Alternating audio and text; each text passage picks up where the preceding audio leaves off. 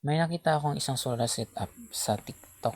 Binibenta niya po iyon ng 5,400. Ang solar panel niya po ay 60 watts lang po ang nilagay niya. At 12 volts, 12 volts, 15 ampere lang po ang battery niya. Pero binibenta niya po ito ng 5,400. Kaya ngayon po tuturuan ko kayo kung paano mag-assemble ng isang solar setup. Lahat po paano po i-assemble, kung ililista po natin ilang ampere ang breaker, ilang ampere ang solar charge controller, at ito po kung ilang ampere po ito, ay ilang watts. Ito po ay 3,840 lang, 100 watts na po ang solar panel at 12 volts 25 na po ang ating ampere hour ng ating battery. Mahal po talaga ang pag-assemble ng solar, pero kung marunong ka po ay hindi mo nababayaran, mag-order ka na lang sa online at kaya na lang po ang mag-assemble. Madali lang po, ito po ang wire ng solar panel, papunta po dito sa breaker na 10 ampere. 10 ampere po itong breaker natin, AC breaker po ito. Dapat po DC breaker ang gagamitin natin.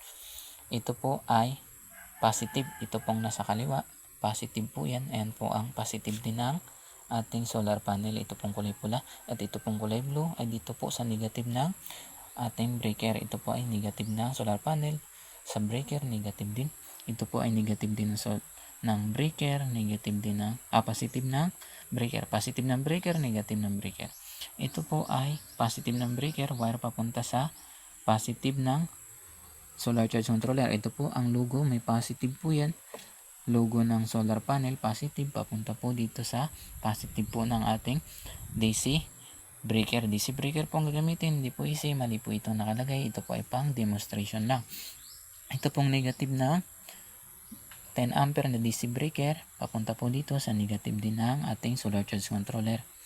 Ito po ang logo ng battery, positive ng battery. Ito po ang positive ng battery, papunta po dito sa 16 ampere na positive ng 16 ampere na DC breaker. Ito pong negative, papunta rin po sa negative ng DC breaker, 16 ampere. Ito po ang positive, ito po ang negative. Tandaan nyo po, sa kaliwa po banda ang positive, sa kanan po ang negative. Ito po ay ang ating inverter. Ito po ang wire pa galing sa inverter, kulay itim po. Dito po yan sa negative, sa kanan po. Ito po ang positive ng inverter, papunta po dito sa positive din ng breaker na 16 ampere. Ito po ay papuntang battery, ang wire po na ito, positive negative, papunta po sa wire ng ating, may alligator clip po tayo, positive ng battery, papunta sa positive din ng breaker, negative ng battery, papunta sa negative ng breaker. Ngayon po, susubukan na natin ang ating solar setup. Ayan po ay naka-off. On po muna natin ang ating battery. Ayan po, meron ng display 12 volts ang ating battery. Ang charge po ay 12 volts. On po natin ang breaker ng ating solar panel. Ayan po, charging na po yung arrow na yan. I-off po natin ulit ang panel natin. Ito pong 10 ampere. Ayan po, nawala. Ayan po ay, ibig sabihin po ay working na. Dito naman po tayo sa may ating inverter. Ito na po ang pagpagana nating appliances. Ito po ang ating inverter na 250 watts na inverter.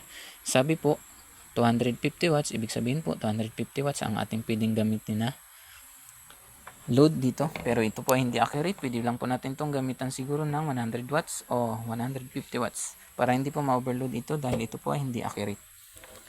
Subukan po natin itong gamitin ang ating dalawang clip fan. Bawat isa po ay 15 watts po. Kaya dalawa po yan. Pag magkasabay ay 30 watts. Pwede pa kayong mag-add ng extension para magkaroon kayo ng iba pang saksakan para magamit ninyo ang 100 watts o 150 watts na maximum na pwedeng gamitin dito sa ating inverter.